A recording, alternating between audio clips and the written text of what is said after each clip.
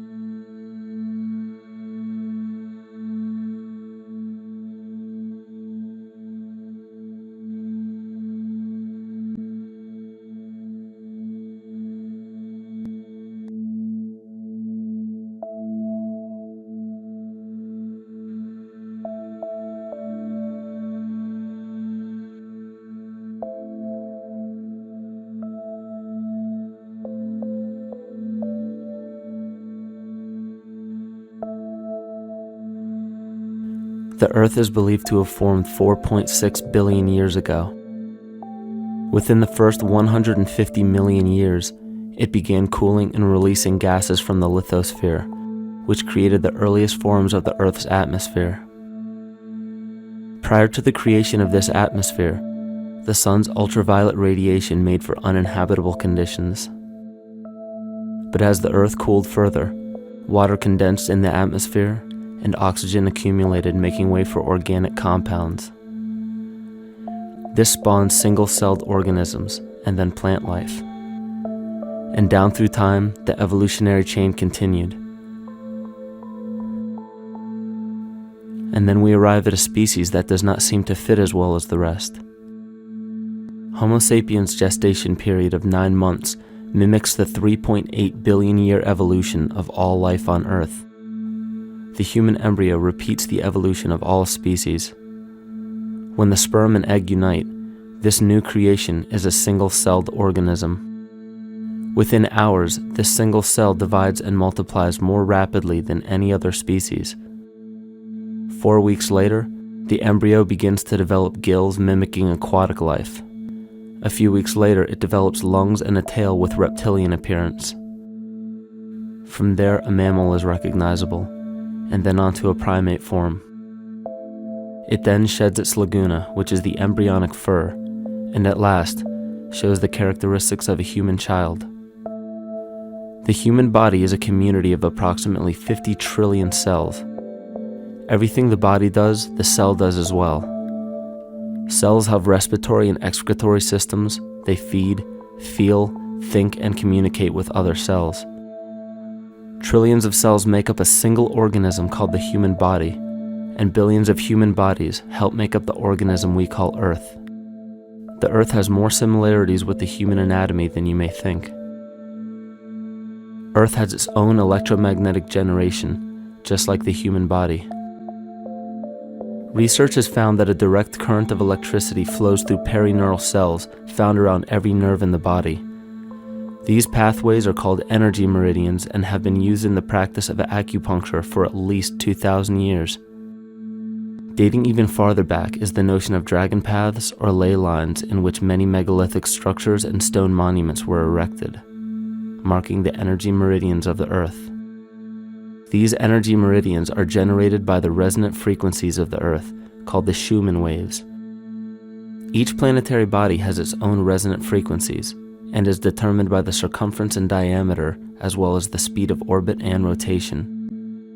The Earth's resonant frequency starts at 7.83 Hz and ends with the 7th harmonic at 43.2 Hz, correlating with the 7 chakras.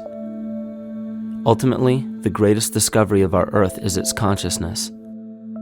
A visible attribute of consciousness is an energetic field that governs the shaping of organisms. Morphogenesis is a scientific term to explain this very shaping of tissues, organs, and entire organisms. Consciousness is the creative force of the entire universe. It has been given many names such as God, Yahweh, Krishna, nature, the field, and divinity. The entire universe is in fact a single living, conscious organism with complete awareness of itself. The reason why it may seem difficult to comprehend this is because our understanding is typically limited by our language. When we hear the term conscious organism, we tend to anthropomorphize its definition. By giving it human qualities, we mistakenly look past what an organism truly is in the first place. The definition of an organism is any living thing capable of response to stimuli, reproduction, growth and development, and maintenance of homeostasis as a stable whole. Our universe does all of these things. The consciousness of our universe is responsible for the form and purpose that all matter assumes. The Earth's resonant frequencies are a result of its form. These frequencies are responsible for biological rhythms, such as menstrual and circadian cycles, as well as behavioral and emotional patterns. The frequencies are then picked up by the flora and fauna, which are biological instruments that respond to the wave patterns. The wave patterns resonate in the cranial structure of our head and converge in the center of our brain, which is where we find the pineal gland. The pineal gland is believed in many cultures to be the spiritual third eye responsible for intuition. Descartes called it the seat of the soul where mind and body meet. Each individual cell in our body receives an electromagnetic impulse from our central nervous system. They receive the very same impulse that was disseminated to every biological instrument from the earth. An explanation of our conscious universe has been attempted by religion, science, and philosophy. The neglect of biological nature from any organism causes illness. A divorce from nature, exile from Eden, confounding of tongues, they are all symptoms not of a biblical God or deity, but the true self. The greatest and only threat to ourselves is a loss of self, the death of our divinity. As we barrel through history with oceans of information, yet barely a drop of wisdom, we have to understand how we lost ourself.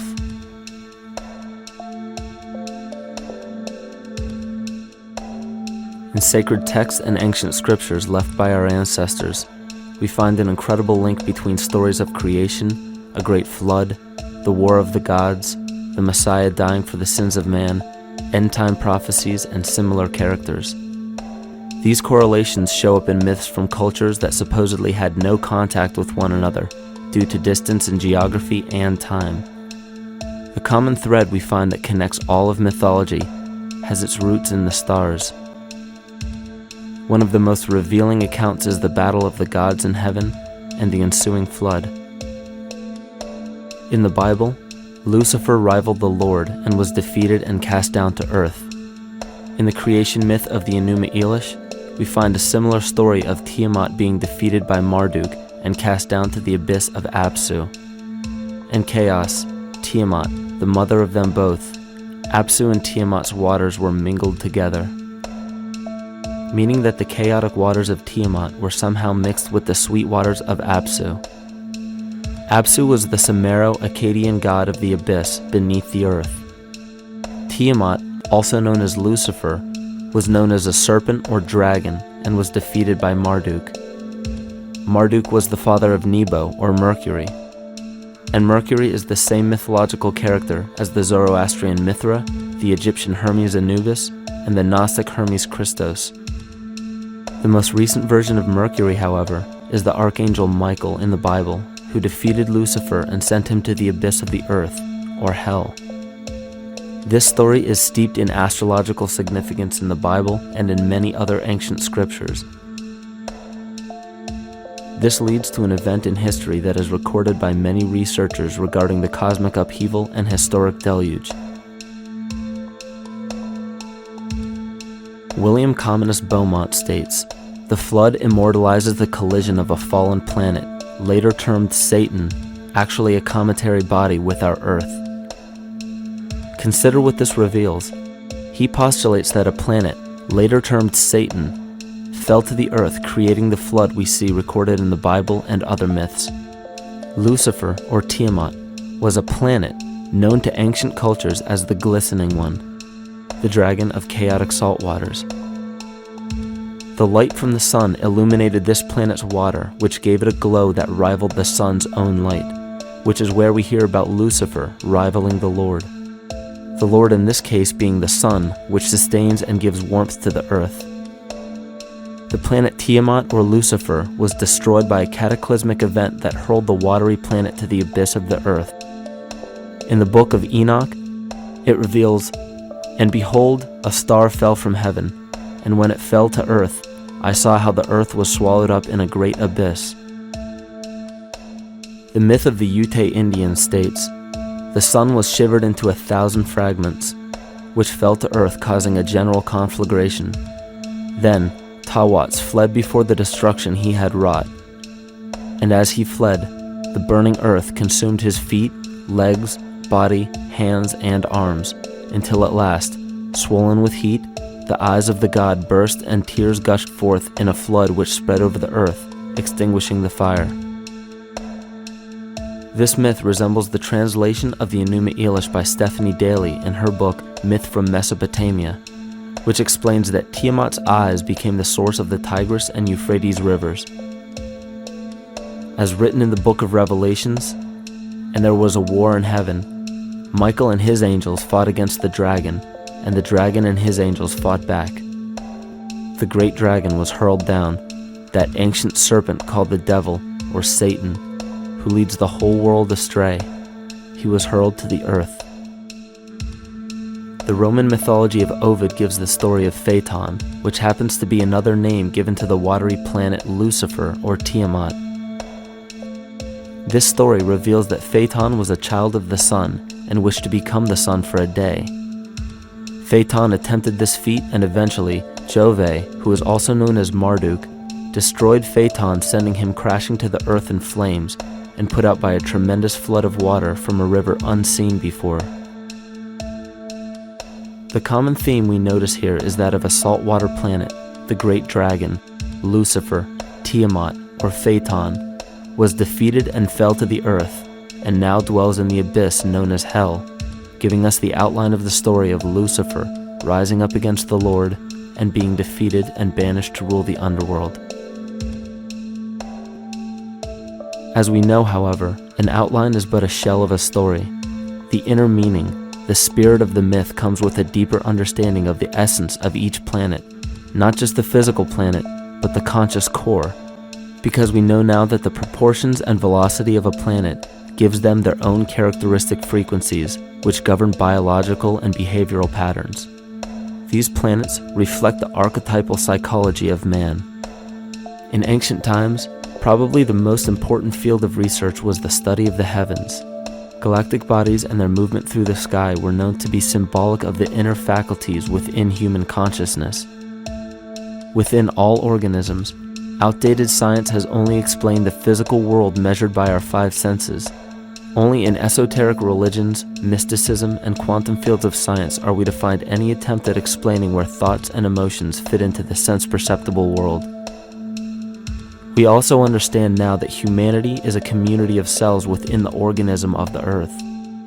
The Earth, therefore, is a higher organism that shapes our form and function. This higher organism and all other planetary bodies are governed by consciousness, just as we individual humans are. Therefore, the Newtonian belief that galactic bodies are nothing more than lifeless forms floating in space is tantamount to claiming that we humans are nothing more than a composite of elements in motion. We know that this is untrue because we feel, we think, and furthermore we see the result of our consciousness creating what we call life. Plato wrote, "This world is indeed a living being, endowed with a soul and intelligence, a single visible living entity containing all other living entities, which by their nature are all related. Furthermore, the cosmos is a single living creature which contains all living creatures within it." And in an article out of the Sufi journal, the author writes, "The world is a living spiritual being. This was understood by the ancient philosophers and the alchemists who referred to the spiritual essence of the world as the anima mundi, the soul of the world." In scriptures, we hear of the claim that angels guide the inner soulful actions of people, or that the gods wield influence over man. Most ancient spiritual and scientific teachings held the belief that the hierarchies of the gods, angels, archangels, archai, all the way down to the cherubim and the seraphim, are the hierarchies within the human psyche. In this way, we must understand that when the whole of ancient myths and sacred scriptures speak of spiritual influence from a higher being, they were speaking of archetypal forces that are inherent within us, not an influence from an external source. This is where we begin to see the relevance of astrology as an ancient form of science that resurfaced in the 19th and 20th centuries under the name of psychology. Friedrich Nietzsche even stated, "As long as you still experience the stars as something above you, you still lack a viewpoint of knowledge." This is astropsychology and maps the inner faculties of the psyche. In pre-Christian times, there were schools known today as the mystery schools or the mystery religions.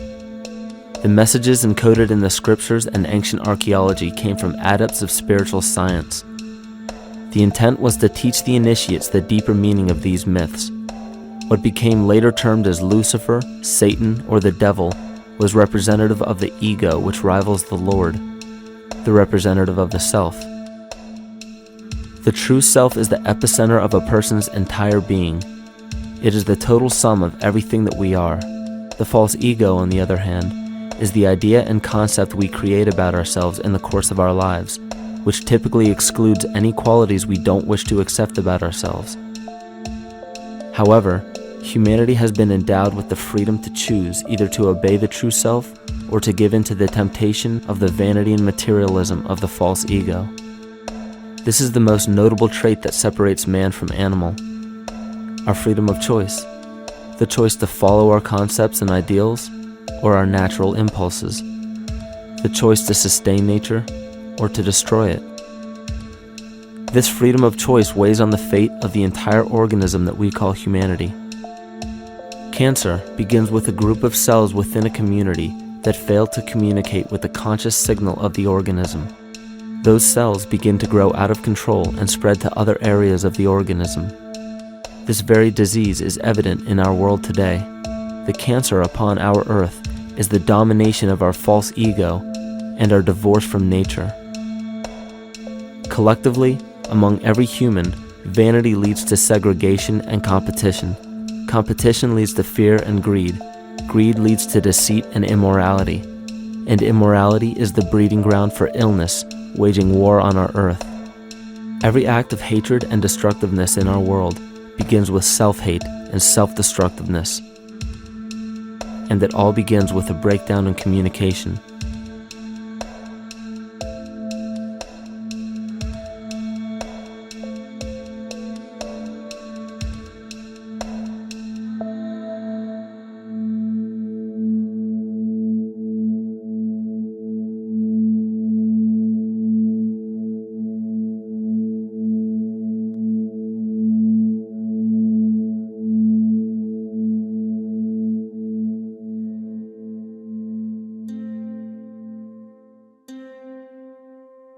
In nature, all that we perceive with our five senses is a result of two fundamental principles.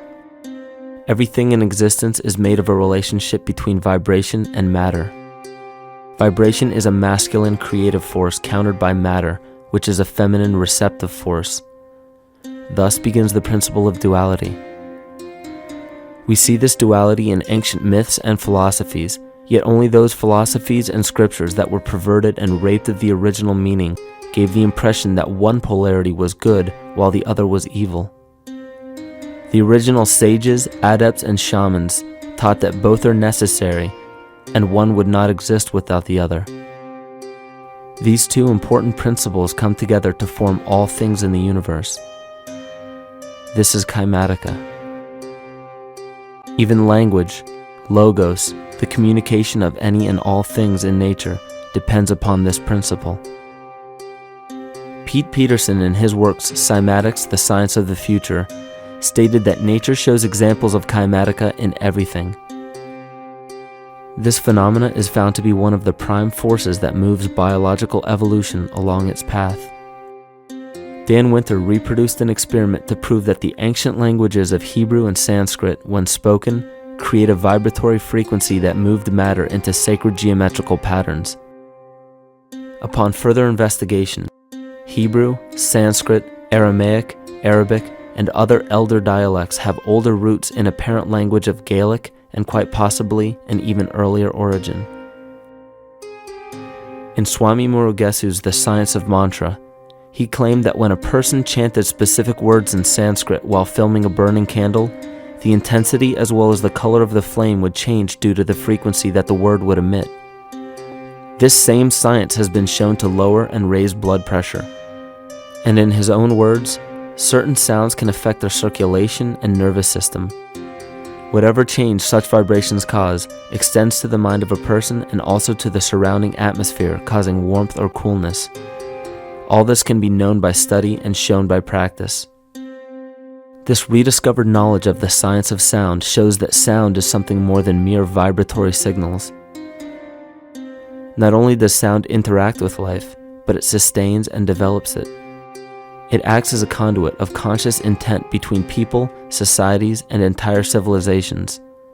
Yet the psychic illness we endure due to the domination of our false ego is reflected in the collective. Our psychological schism has shut us off from communicating correctly with our inner self, which is exactly how cancer cells within the body operate. In the collective, we have created a language barrier between humanity and the rest of nature, acting as a global cancer. Recorded in history, the efficacy of the ancient languages has been severely uprooted.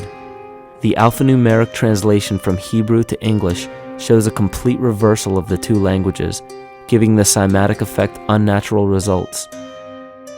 Dr. Leonard Horowitz stated in his work on DNA, 1/3 of the sensory motor cortex of the brain is devoted to the tongue, oral cavity, the lips, and speech. In other words, oral frequency emissions spoken or sung exert powerful control over life, vibrating genes that influence total well-being and even evolution of the species. A degradation of language in this case is shown to affect biology. If something as basic and important as language can be degraded and devalued to such a degree, yet never questioned, what else might we be missing? Think of an aspect of your life that dictates the limits of your freedom. Government and law enforcement, insurance and pharmaceutical companies, taxes, building permits, driver's licenses, and more. There are hundreds if not thousands of stipulations, regulations, and boundaries on our freedom. And out of the ones that were just mentioned, how many have you researched to find out whether they apply to you or not? Let's look at the forms of law that we currently acquiesce to.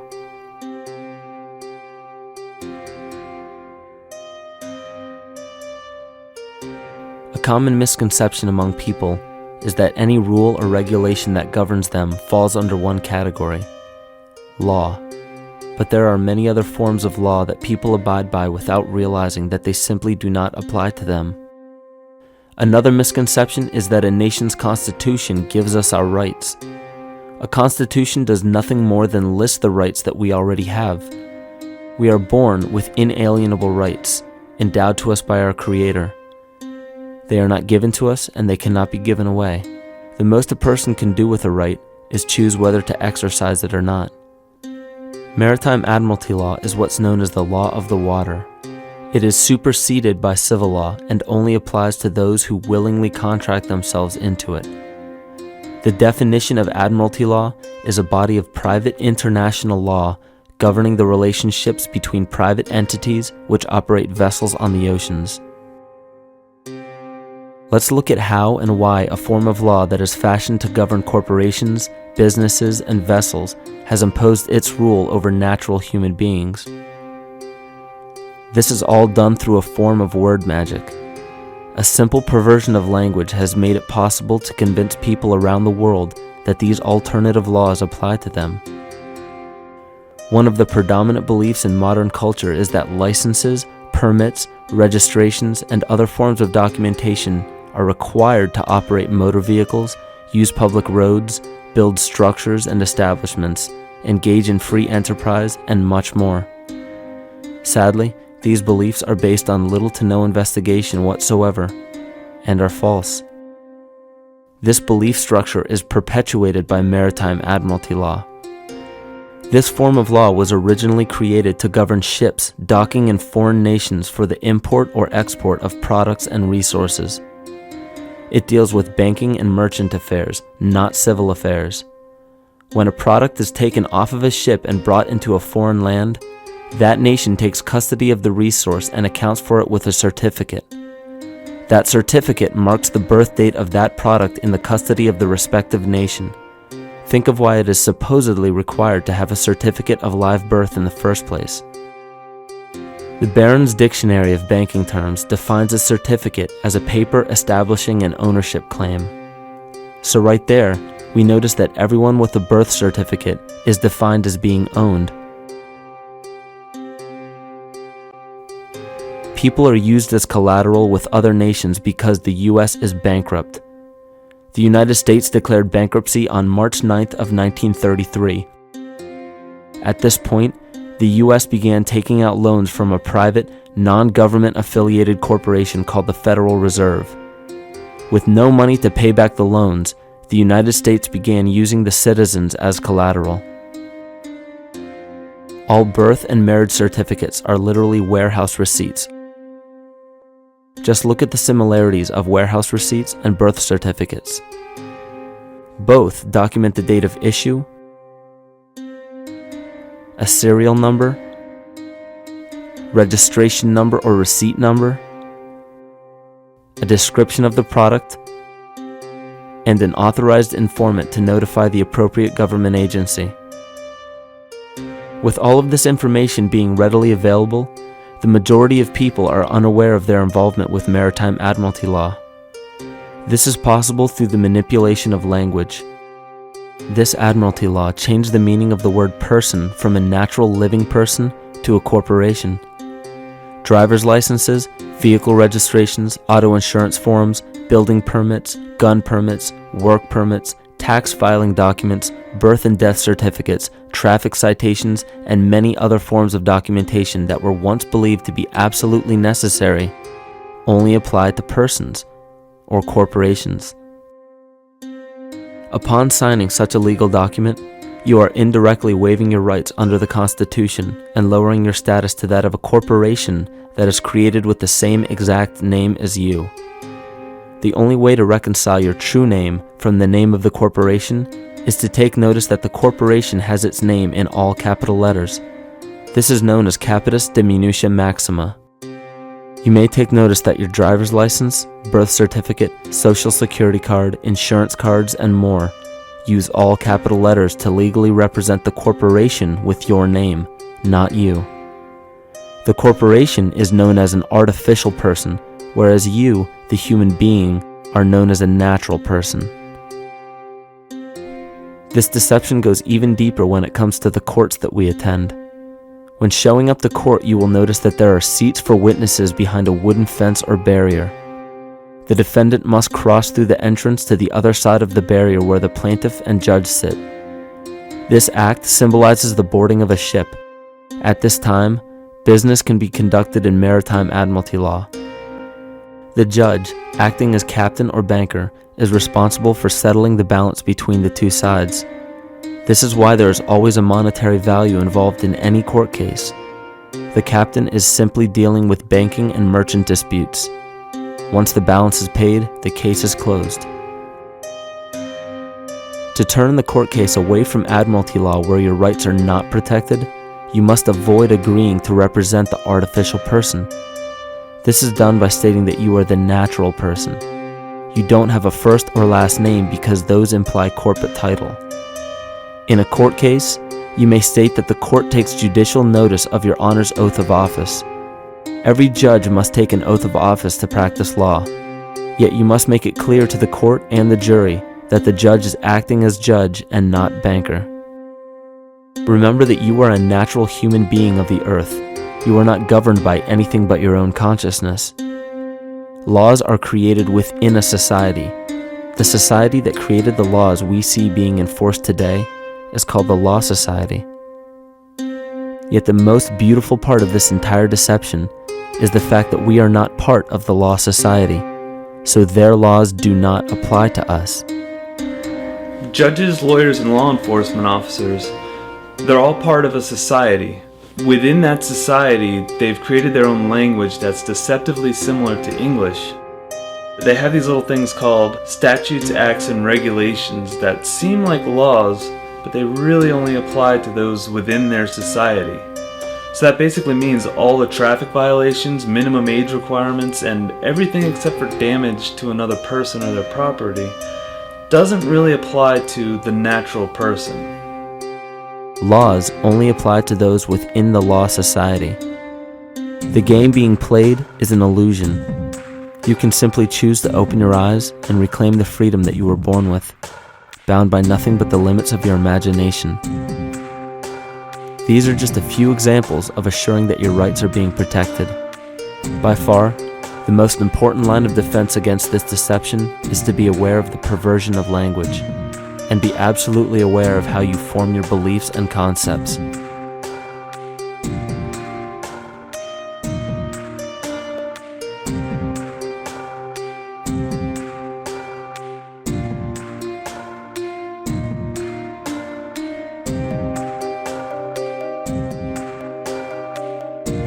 In all forms of the perversion of language, there is a mirror reflection of this in the microcosm of the psyche.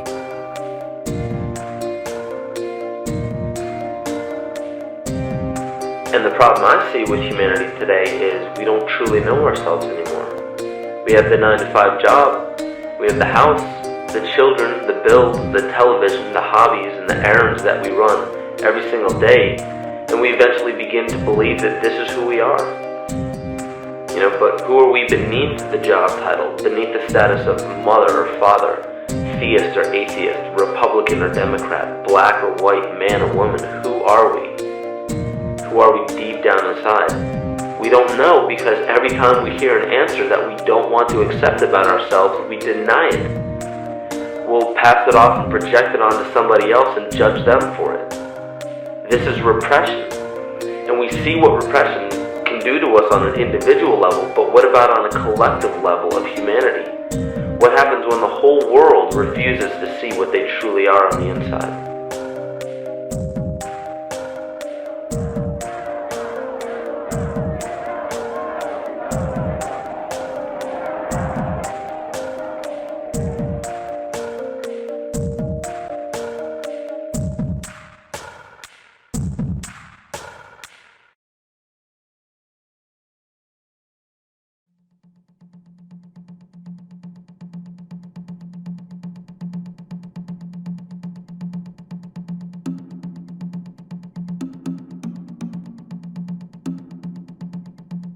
Carl Jung discovered that there is a collective unconscious connected to all humans, meaning that the whole of humanity shares a single mind with one another.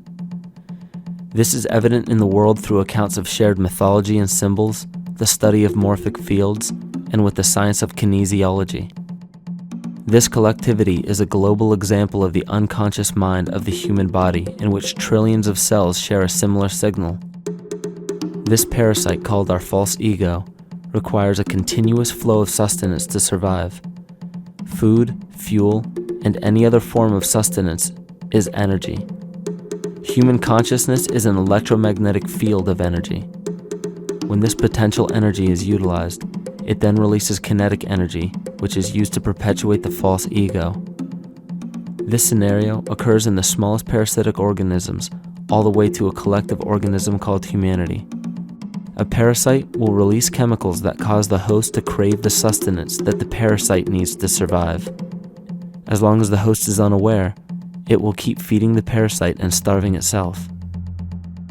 In a similar way, Wilhelm Reich stated that whole societies suffer from a psychosis caused by starving our organic biological impulses. He states that sexual suppression supports the power of the church, which has sunk very deep roots into the exploited masses by means of sexual anxiety and guilt. It engenders timidity towards authority and binds children to their parents. This results in adult subservience to state authority and to capitalistic exploitation. It paralyzes the intellectual critical powers of the oppressed masses because it consumes the greater part of biological energy. Finally, it paralyzes the resolute development of creative forces and renders impossible the achievement of all aspirations for human freedom. In this way, the prevailing economic system, in which single individuals can easily rule entire masses, becomes rooted in the psychic structures of the oppressed themselves. What Reich was showing in this powerful quote is that on a collective level, the suppression of a natural function, whether biological, spiritual, or emotional, will result in an abnormal reaction, a psychic disease. This illness or disease is reflected into the masses through a collective unconscious and acts as an epidemic.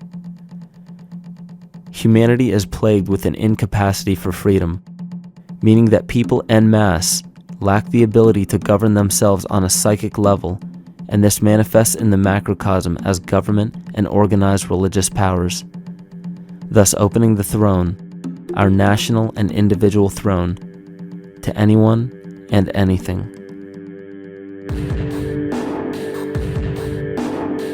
Enter the infamous rulers of the earth, the patriarchs of civilization, political, social, economic, and spiritual dictatorship, psychic tyranny. This simple illness within our psyche, this lack of responsibility and neglect of basic human freedom, has made way for every tyrant that has ever held rule over people on this planet.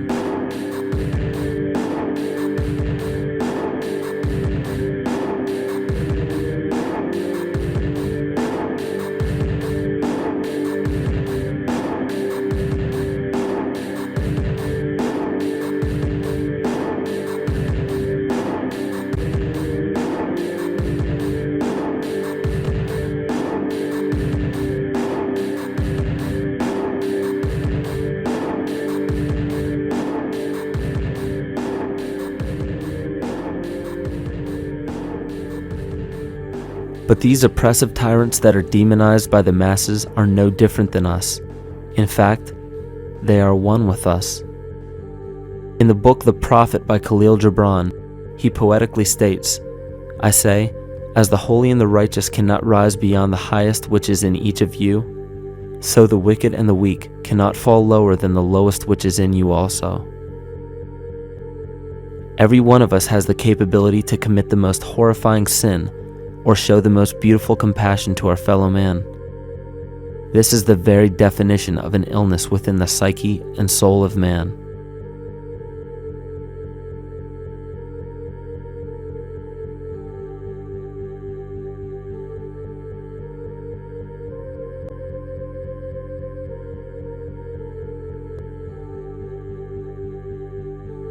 Think of any position of power that you believe to be above you. Royal families, government leaders, the United Nations, financial organizations, corporate monopolies, and media juggernauts. These are all facets of our false ego. They are the physical advent of our own sickness. They require our conscious participation, our conscious energy to survive. Because without our cooperation, without supplying them with the sustenance of complicity, they starve. Their very nature depends on our desire to be ruled, and a typical symptom of the illness among humanity today is our continuous denial of our illness. Repression. We consistently repress those qualities we choose not to accept about ourselves. This is why it is so difficult to see the false ego and its multiple manifestations for what they truly are.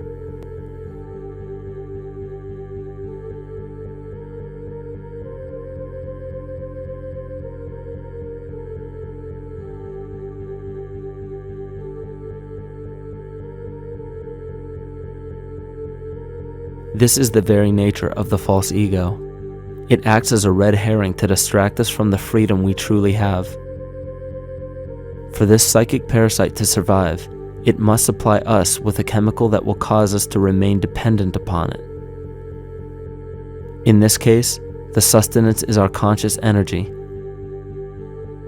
And in order for us to feed it to the parasite, the chemical of fear causes humanity to crave protection and defense.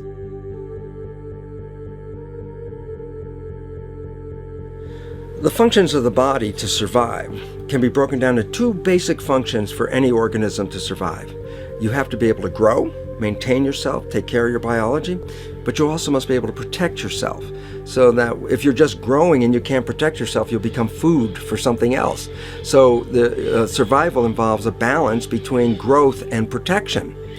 Through the history of human civilization and through human evolution, we recognize that our nature is to be in a state of growth, and that our protection is only supposed to be used to, help us out of that threatening moment. You can't be in growth and in protection at the same time. So the significance is, when we see a need of protection, the stress hormones in the body shut off the blood vessels in our viscera or gut, which is the part of the body for growth. Well, the issue is, if you took the blood from the viscera and moved it out to the arms, then you left no blood in the viscera. That means no growth. But you're ready to fight. And when your fighting is finished, then the blood returns back to the viscera and you grow again. But in the world that we live in today, it's 24/7 fear.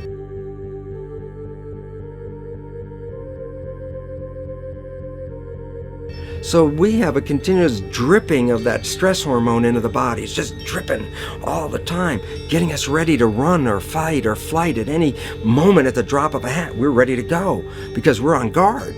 Well, the problem is, what does that mean about your allocation of energy? And it says, we're spending most of our energy in protection. You cannot survive if you're in protection all the time.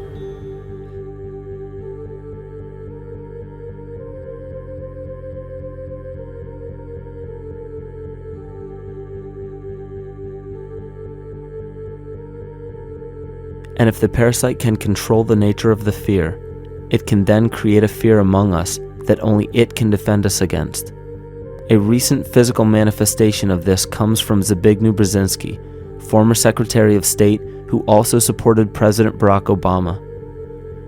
In his book, The Grand Chessboard, he states, as America becomes an increasingly multicultural society, it may find it more difficult to fashion a consensus of foreign policy issues, except in the circumstance of a truly massive and widely perceived direct external threat.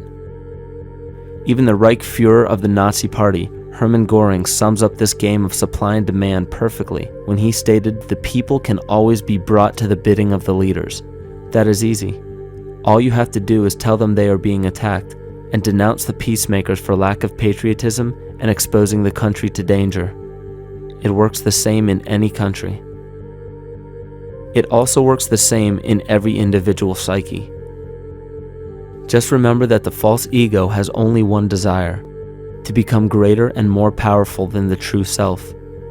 This illness causes us to believe that we are separate from nature. This is why we see such a rise in the dependency of technology. This is why we see such little stewardship for the earth and the environment. And this is why we see bigotry, racism, sexism, and every other form of discrimination possible that leads to crime, violence, wars, and eventually, the global destruction of the organism. This endless state of fear, confusion, and segregation our world seems to live in is a symptom of the false ego creating a false threat.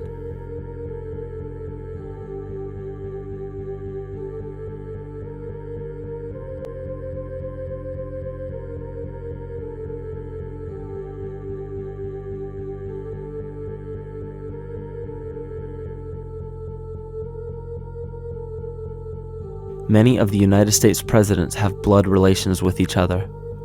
The Bush lineage has blood ties to a great number of former presidents. George Washington, Millard Fillmore, Franklin Pierce, Abraham Lincoln, Ulysses Grant, Rutherford Hayes, James Garfield, Grover Cleveland, Teddy Roosevelt, William Taft, Calvin Coolidge, Herbert Hoover, Franklin Roosevelt, Richard Nixon, and Gerald Ford. Michael Tessarion points out in his work that Bush is closely related to every European monarch on and off the throne, and has kinship with every member of Britain's royal family. Bush's family tree can be documented as far back as the early 15th century. He has a direct descent from Henry III and from Henry VIII's sister Mary Tudor. He is also descended from Charles II of England. And we also find that George W. Bush is a direct descendant of Godfrey de Bouillon. Godfrey was the first king of Jerusalem after he recaptured it from the Saracens, which was the name for the Islamic faith during the Middle Ages. It is interesting to note that the current occupation of the United States in the Middle East was re-established by the same family, George Bush Sr. in 1991, and again by George Bush Jr. in 2003. George Bush Jr. is then found to be a cousin to both opposing candidates of his 2 terms in office, Al Gore and John Kerry. Democratic President Barack Obama also has blood ties with George W. Bush, as well as Gerald Ford, Lyndon Johnson, Harry Truman, James Madison, and the British Prime Minister Sir Winston Churchill. On the opposing side of the 2008 presidential ballot, John McCain is descended from Robert the Bruce, King William I of Scotland, and also Godfrey de Bouillon. Probably one of the most interesting facets of the bloodline relations is the fact that the whole British royal family has descent from the Muslim prophet Muhammad through the Arab kings of Seville. This bloodline was passed through the kings of Portugal, Castile, and eventually down to King Edward IV. And this is a very, very different story from what you hear the media pumping out every day, being this idea of lineal superiority. It's completely debunked according to the foremost authority of aristocratic lineage, Burke's peerage. And this just goes to show that there's the true story, and then there's the manufactured illusion, the front that's given to the public.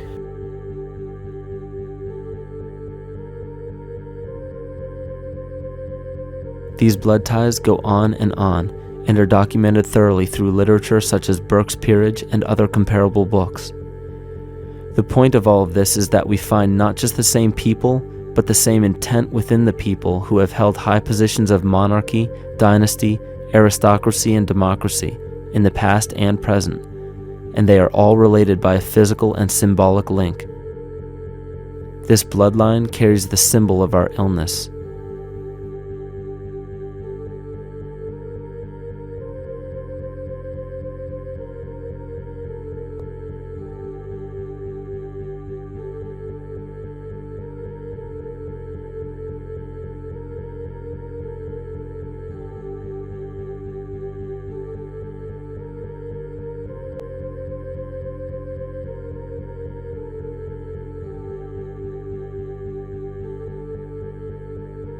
The symptoms of our psychospiritual illness are the wars, terrorist attacks, artificial or man-made disasters, and leader figures.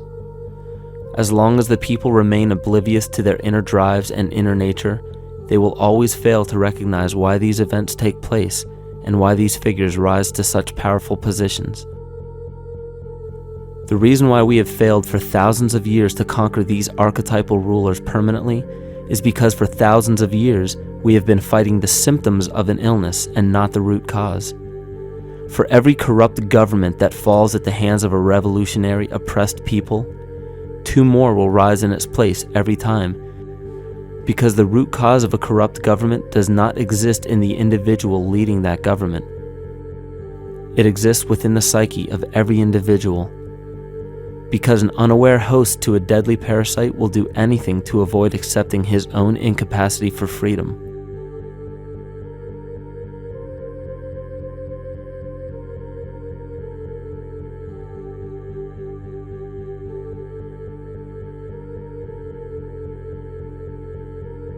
We are so bereft of sanity in this world that those few who simply stop projecting onto others and begin facing their own demons are seen as neurotic. An article written in the 1950s states that studies showed that individuals who had been isolated from their familiar social and cultural environment became neurotic. This shows that when those individuals had no object to identify their darker emotions with, they began to see these things in themselves, that which they refused to recognize before, and were unaware of why they appeared and how to cope. Facing our true inner self is virtually unknown in our world today. This is why no matter how many civilizations rise and fall, it is our collective consciousness that creates our governing apparatus, not individual people.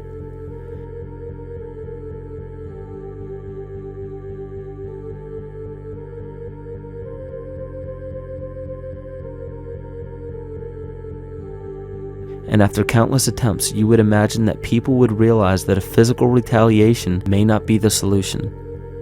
Yet here we are, thousands of years later, with technology that can clone DNA, vehicles that can break the sound barrier and probe the depths of space, and science that can overcome almost any sickness. Yet we still fail to take notice to the importance of thoughts and consciousness. This is the very definition of insanity. And every single one of us is responsible for this psychic epidemic because we're killing the messenger and paying no attention to the message.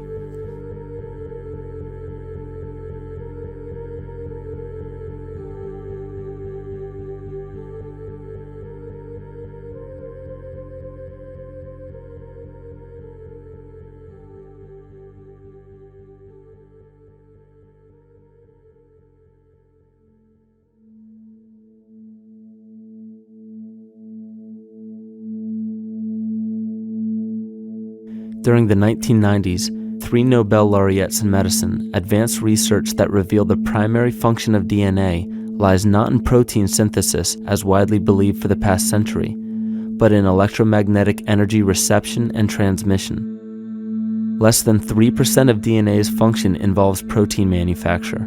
More than 90% functions in the realm of bioacoustic and bioelectric signaling. So why is it important to know that DNA functions in bioelectric signaling? HeartMath Institute has discovered the heart and brain maintain a continuous two-way dialogue, each influencing the other's functioning. Although it is not well known, the heart sends far more information to the brain than the brain sends to the heart, and the signals the heart sends to the brain can influence perception, emotional processing, and higher cognitive functions. The heart also generates the strongest rhythmic electromagnetic field in the body, and this actually can be measured in the brainwaves of people around us. We are quite literally an electromagnetic expression of our highest cognitive function. The behavior of electromagnetism is evident throughout the world as dualism. All matter contains a negative and positive charge, which means organisms are built upon this foundation. The natural homeostasis of any organism is a balance of both polarities. Furthermore, research on emotional energetics shows that the heart's field is a carrier of emotional information and a mediator of bioelectromagnetic communication within and outside the body. Research shows our heart's field changes distinctly as we experience different emotions. It is registered in people's brains around us and apparently is capable of affecting cells, water, and DNA studied in vitro. Fear. The chemical supplied by a collective parasite creates a distinct bioelectric signal given off by the host. This signal is disseminated to the organisms within our community and will grow outward through the entire organism unless it is counterbalanced by an opposing force. Dr. Fritz Alan Popp discovered that the cells in our body communicate through biophotons, which are tiny particles of light that are single units of an electromagnetic field. This communication system within our body also exists between people in what's known as morphic resonance. This was known by the shamans, sages, and adepts of antiquity.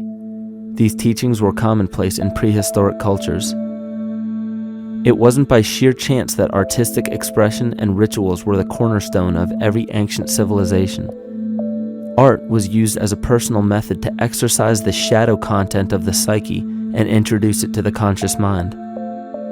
This was very literally viewed as psychic therapy. Ritual was based around astrological dates. As we've learned, the study of the stars and planets reflect our own astropsychology. The shamans would perform rituals on astrological dates that would correlate with a circadian rhythm or a psychological cycle. These rituals kept the human participants aware of their inner self and prevented the repression of psychological content. As long as people were facing their inner demons and accepting them as their own, they were not collectively projecting them into the physical world. If you bring forth what is within you, what you bring forth will save you. If you do not bring forth what is within you, what you do not bring forth will destroy you. The progeny of our psychological disease began growing rapidly after a series of catastrophes forced the collective into a somatic state of fight or flight. This lowered the immunity of the population by introducing a state of immense stress. Our body becomes more susceptible to illness under stress. In this manner, humanity fell ill when entire bodies of land were swallowed up by the floodwaters. This uprooted many tribes, chiefdoms, and civilizations from their homes, and their ritual practices that were used as a conduit for psychic wellness were put on hold in order to survive the catastrophe and seek new homes. The shamans were spread to many new areas of the world. This information has been suppressed. We are made to believe that advanced civilizations such as ancient Egypt and the Mayans of Mesoamerica came about with no prior rudimentary remnants or evidence of evolving intellectual artifacts to bring them to their peak. We are meant to believe that their incredible knowledge of mathematics, astrology, agriculture, economy, polity, and architecture came out of nowhere. This leads many researchers today to the understanding that the origins of these civilizations have been suppressed. Not surprisingly, the force that has guided the suppression of this knowledge comes from the exact bloodline of the political and religious leaders stated previously. These are some of the notable book burnings and suppression of important texts in our history.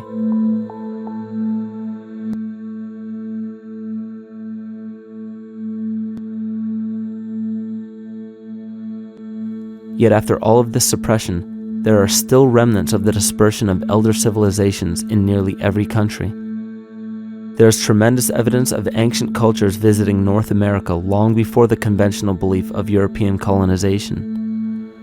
Barry Fell states in his book America BC, there are ancient inscriptions now being reported from nearly all parts of the United States, Canada, and Latin America, written in various European and Mediterranean languages in alphabets that date from 2,500 years ago.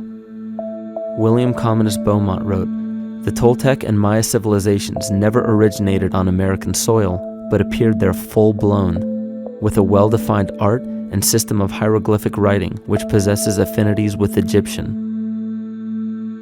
It is found that there are thousands of prehistoric sites across New England and several other northern states showing inscriptions, carvings, and mounds created by Druidic mariners as far back as 800 BC.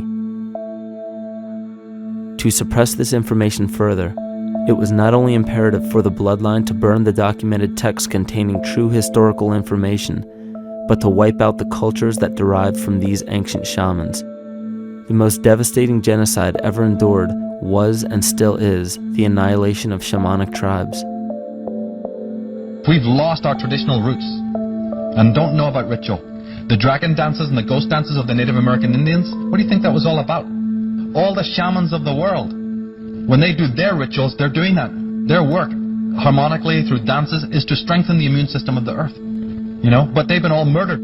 So that was why in the 17th century, exactly the same period I'm talking about, there was an all-out agenda that when you come across indigenous people, you annihilate them. Columbus was sent on his expedition along with agents of the crown to disrupt the lives of the natives and seize mineral resources.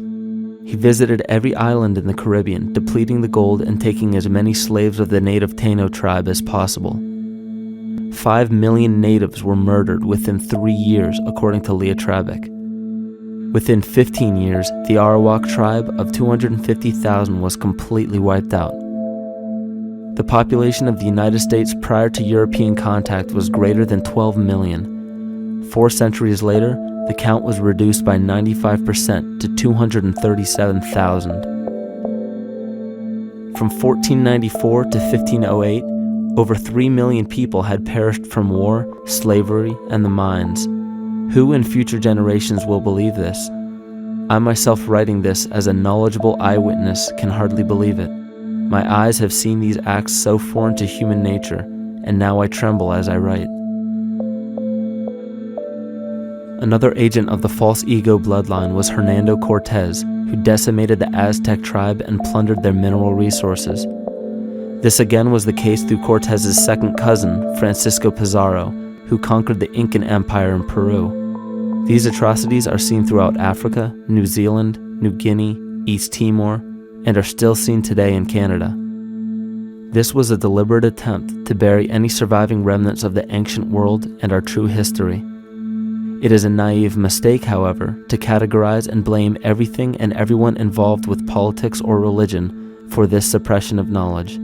It is only natural for people to crave spiritual understanding when there are so many manufactured missing links and perversions in the spiritual text today. And due to this void of spiritual wisdom, honest and moral people who are simply trying to understand their place in this world become the prime consumer market for those who wish to exploit this vulnerability.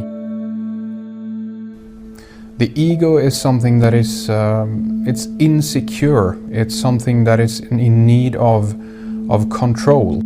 The ego actually is an inferior thing, but it's trying to act like it is something that is superior.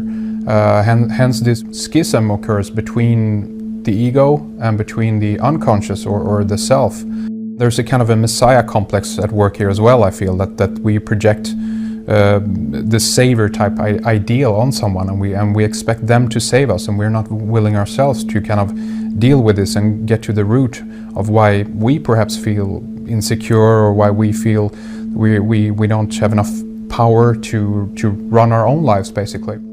If we look at the New Age movement, for instance, which is another kind of trap in all of this, where people might end up actually, they're looking for something so bad that they're taking all these things that are handed to us or to them, but it's not really based on any real understanding. It's still kind of coming from a religious type of perspective.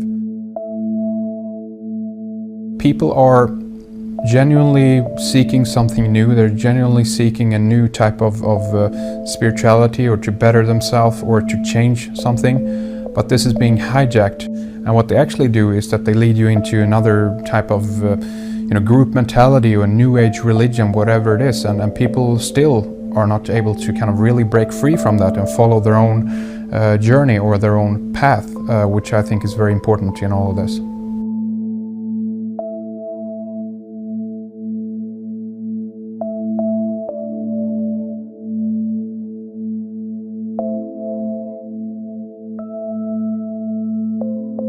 In the pre-Christian era, there were several cults of incredible power, most notably the stellar, solar, Saturnian, lunar, and mushroom cults. It is simple to see that worshippers of the lunar goddess comprised of the lunar cult. The worship of sun gods were indicative of the solar cults. The Saturnian cult, which consisted of Phoenicians and Canaanites, worshipped El or Eli. The biblical exodus of the Hebrews from Egypt showed that they entered Canaan and merged the lunar cult of Isis, the solar cult of Ra, and the Saturnian cult of El to form Isis, Ra, El. Israel. The old Israelitish cult and mythology, the Yahweh worship, the patriarchal legends, the sojourn in Egypt, and so on, are rooted in the religion of the sacred fungus, developed from the underlying fertility philosophy of the ancient Near East. The Jewish mitre, Muslim turbans, and military berets are derivations of the symbol of the mushroom cult. One of the first and most prominent, however, was the stellar cult, and a number of these ancient cults were created for shamanic purposes and earthly stewardship, yet some were taken over with different intentions. Just as you would imagine in any establishment of power, smaller cults formed within the main cults to worship individual deities. The cult of Mithras and the cult of Dionysus are two examples. You still today can see the Mithraic or Phrygian cap on the symbol of the seated Liberty Dollar, the coat of arms of many countries, the reverse side of the flag of Paraguay, the seal of the United States Senate, and even involved in the solar cult holiday that we now call Christmas. In the cult of Dionysus, many festivals were celebrated, such as the Greater Dionysia, celebrated in Athens around the spring equinox. The foremost event in this festival was the Thymelic contest, in which poets, musicians, and entertainers performed in an open-air theater. Musicians did not have to pay taxes, and members of the Artists Guild did not have to participate in military affairs. The cult of Dionysus is still alive to this day as the entertainment industry.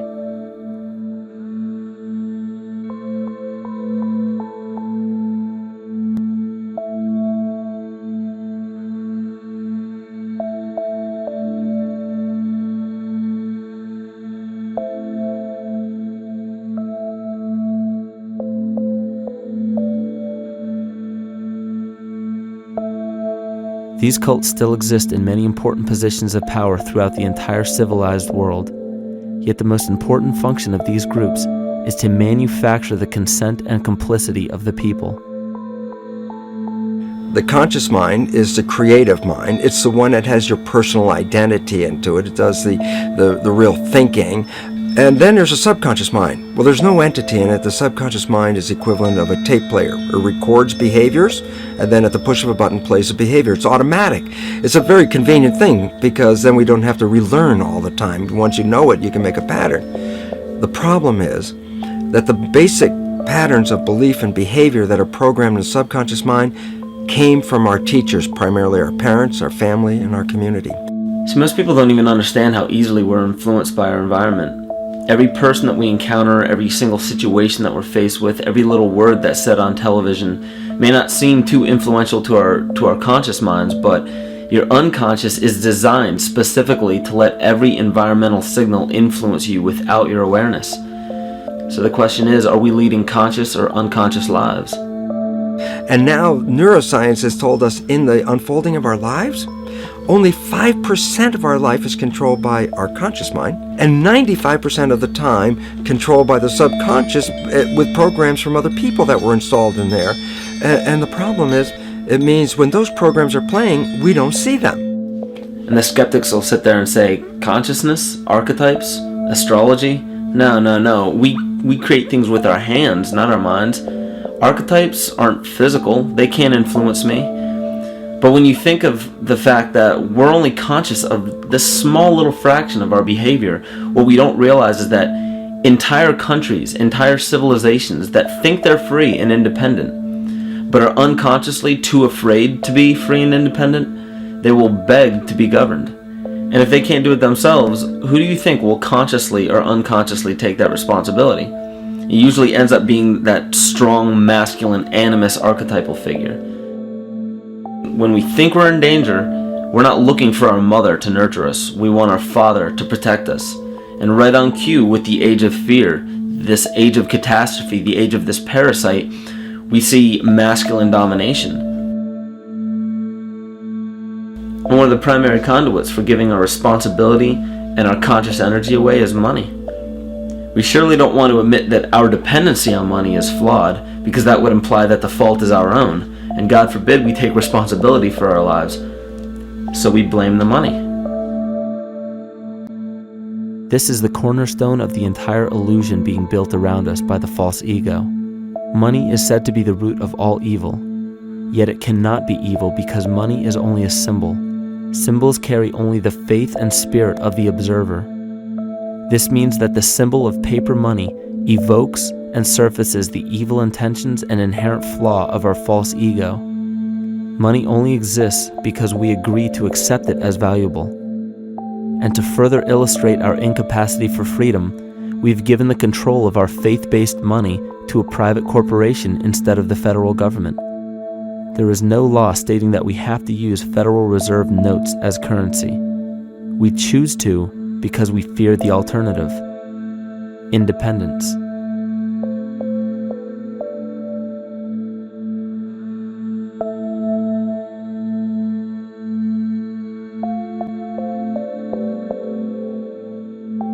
But it's not even really about money, it's about energy, because money is simply this material thing that allows billions of people to crave just one thing and put their energy into the same thing. It's not the plasma TV or the house or the lifestyle or the job or the significant other or the status that we're really after, because we know that we're empty.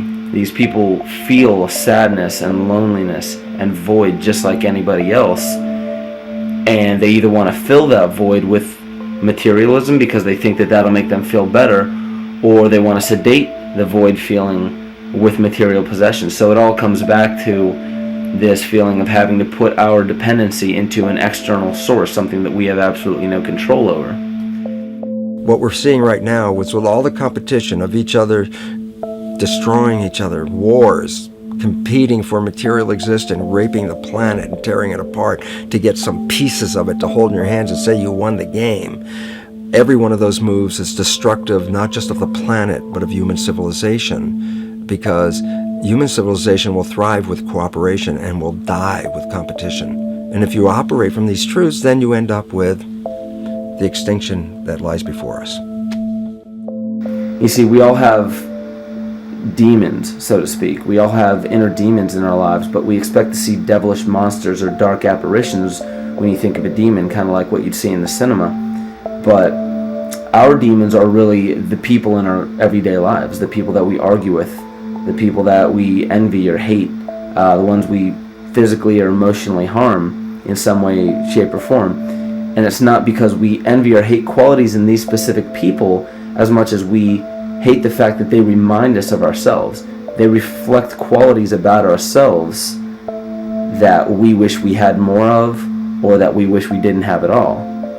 So what do? We alleviate that pain, not by fixing or fighting our own demons, but by harming the people that remind us of our demons, by harming the people that remind us of the things that we don't like about ourselves.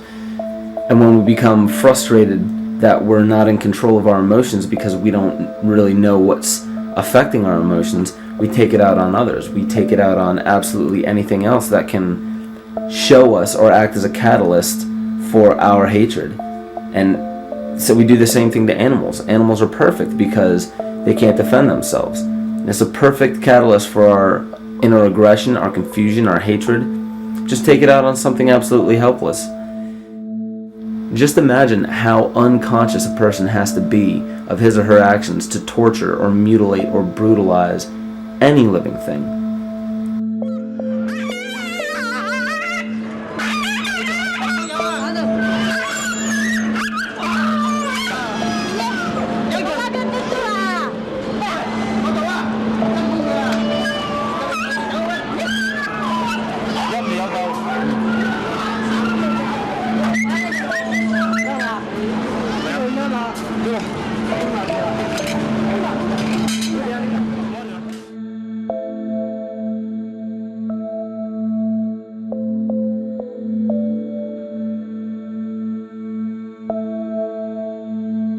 It goes down and he'll be here and we can, ouch, come on. Ooh, he bit you. Look at his tail. Is that common with their kids maybe? He's a big guy. That's a real... Think of the lack of compassion you must have towards life in general to be able to feel no semblance of sympathy towards entire populations, let alone just individuals or individual animals, entire populations of species that are bred specifically for the purpose of commodity. But I'll tell you what's even more dangerous is not so much the people carrying out this cruelty, because that's already been established. That form of hatred and cruelty has already been established and it's already known. What I'm really worried about is the people who are against inhumanity, the people who are against animal cruelty and feel self-righteous enough to think that it's justified to inflict harm or even wish harm on these people. Because those are the people who take unconscious cruel behavior to a whole new level of conscious cruel behavior that's perfectly acceptable in their minds, because they feel that it's their job to bring other people to justice, like they're an authority figure of some sort. Those are the people who will have a much harder time figuring out why they harbor so much inner hatred and resentment. They don't seem to realize that it's just another form of the same exact hatred. So to keep from facing our inner demons consistently, what do? When we begin to realize, hey, wait a minute, maybe it's not alright to inflict harm on any other living thing, then the ego has to come up with a more esoteric form of cruelty to trick us into displaying the same form of self-hatred, the same indignant attitude, but just in another way and towards another group of people. But the emptiness will always find a way back in, and people will always start to feel restless again, no matter how many times they transfer blame to yet another person or yet another group. We need chaos in our lives. We crave destruction. We beg for catastrophe. Because if we don't have these things to act as a form of exorcism or a catalyst for us, we start to notice these things in ourselves, and that's what we don't want. You see, we can deal with wars. We can deal with terrorism. We can deal with stock market collapse and economic collapse. We can deal with these things. But once we start to notice this chaos within ourselves, that's what we're really afraid of. We'll take 1,000,000 September 11ths over one moment of true insight towards our self-hate.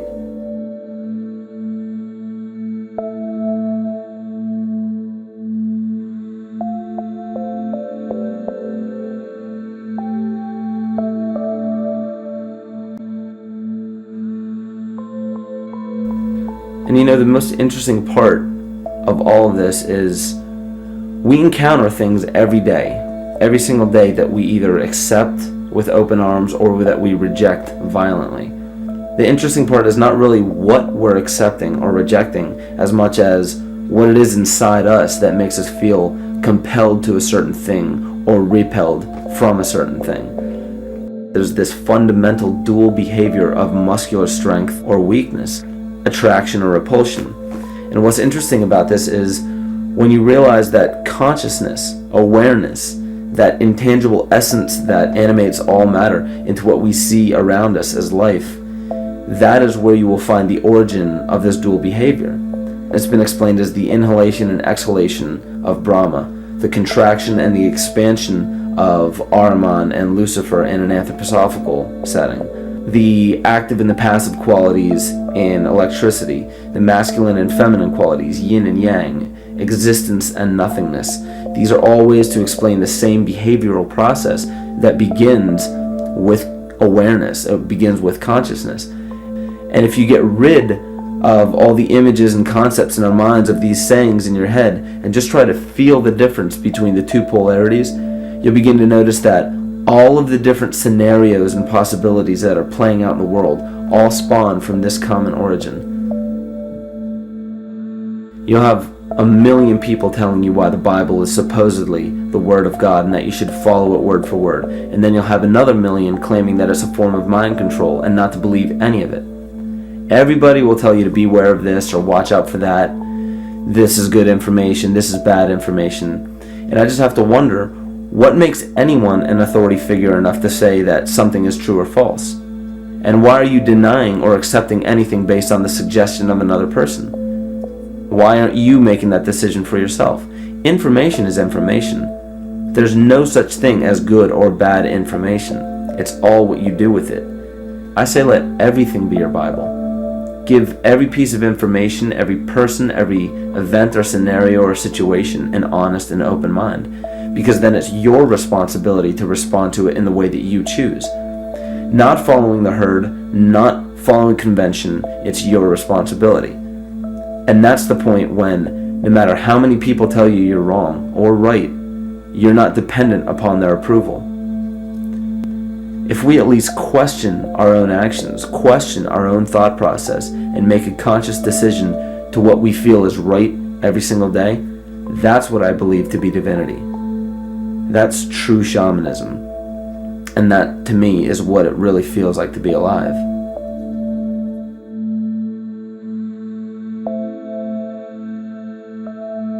In this conscious, living universe, there are no laws of nature, just habits.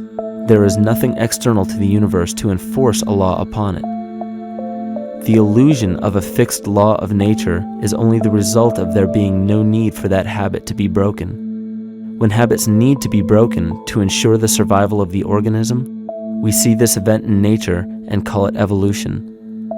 The collective mind shapes our evolution. And a great example of this is the experiment done by John Cairns in 1988. His team put lactose-intolerant cells in an environment with only lactose for food. Under a law of nature, every one of these lactose-intolerant cells would have died. But surprisingly, they all survived. Every one of them understood the problem that they were facing and replaced the defective lactase enzyme with a functioning one to utilize lactose for food. If a cell has the ability to decide how and when to evolve because it's facing extinction, then anything can. The existing beliefs are that a human body is a biochemical machine controlled by genes, and therefore the behavior, emotions, and character of our biology, our health, our lives, are controlled by genes which we don't control. So this is what we taught people. You're a victim. Genes control your life. You didn't pick them. You can't change them. The genes you end up with program what's going to happen. My experiments on stem cells, which I started in 1967, I'd isolate one stem cell, put it in a petri dish, and then it would divide every 10 hours. So I took all the cells, split them up into 3 groups, and then just put them in 3 petri dishes. And then I changed the growth medium, the constituents of the environment, in each of the 3 dishes. In one dish, the cells form bone. The second dish, they form muscle. And a third dish, they form fat cells. What controlled the fate of a cell? And the first thing you have to say is, well, wait, they were all genetically identical when they were put in a dish. So obviously the genes didn't control it because they all had the same genes. What was different was the environment. And all of a sudden in my career, it said, oh my gosh, here I am teaching genes control life, and the cells are telling me genes respond to life. And since you can control the response, you can control your life. It's how you read the environment, how your mind perceives the environment. And if you understand this, then you could lead yourself to the most wonderful expression on this planet, to be fully alive and fully healthy by just how you respond to the world.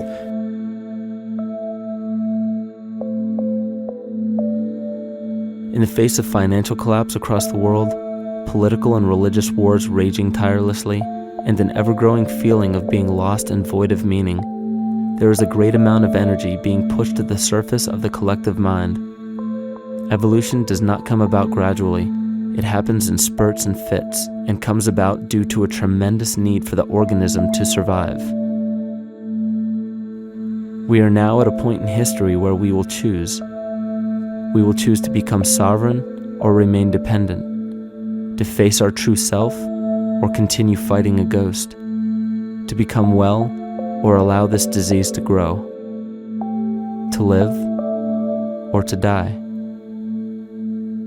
The choice is yours.